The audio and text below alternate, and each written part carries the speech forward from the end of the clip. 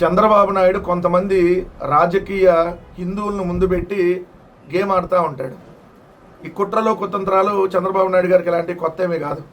పిల్లనిచ్చినటువంటి మావని నుంచి ఇలాంటి కుట్రలో కుతంత్రాలు చాలా పన్నాడు.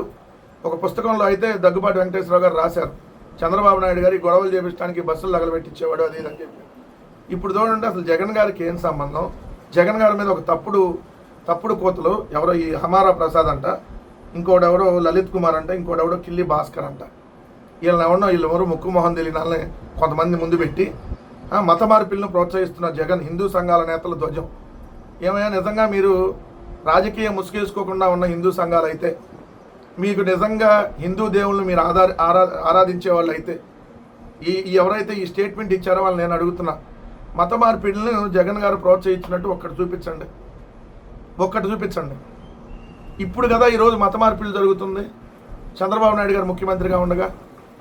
ఇప్పుడు కదా దేవుళ్ళకి అపచారాలు జరుగుతున్నాయి. ఏమయ్యా తిరుమల లడ్డులో పంది కొవ్వు, గొడ్డు కొవ్వు, బాత్రూంలో యాసిడ్ అంటే ఏమయ్యారయ్యా? అపర మేధావులు ముసుగేసుకున్నటువంటి ఈ రాజకీయ హిందువులను అడుగుతున్నా నేను.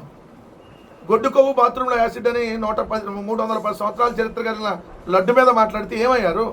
తిరుమలలో తొక్కిసలాట జరిగి ఏదైతే 6 చనిపోతే, సింహాచలంలో గోడగూలి 7 చనిపోతే, ఏదైతే కాశీబొగ్గలో 9 మంది చనిపోతే తొక్కిసలాట జరిగి అనేక అపచారాలు జరుగుతుంటే, గోవులు చనిపోతుంటే ఏమయ్యారా? అప్పుడు ముసుగు తీయాలి కదా మీరు. సో కొద్దిగా నోటికి ఏది వస్తే అది మాట్లాడటం కాదు. చంద్రబాబు నాయుడు డైరెక్షన్లో ఏది పడితే అది మాట్లాడితే ఊరుకుంటామని మాత్రం ఖచ్చితంగా అనుకోమాకండి. ఖచ్చితంగా మీకు ఏ విధంగా ప్రజలే బుద్ధి చెప్తారు. ఇలాంటి ముసుగేసుకొని మీరు ఇలాంటి తప్పుడు వ్యాఖ్యానాలు చేస్తే ప్రజలే మీకు బుద్ధి చెప్తారన్న విషయం గుర్తుపెట్టుకోమని చెప్తా ఉన్నా.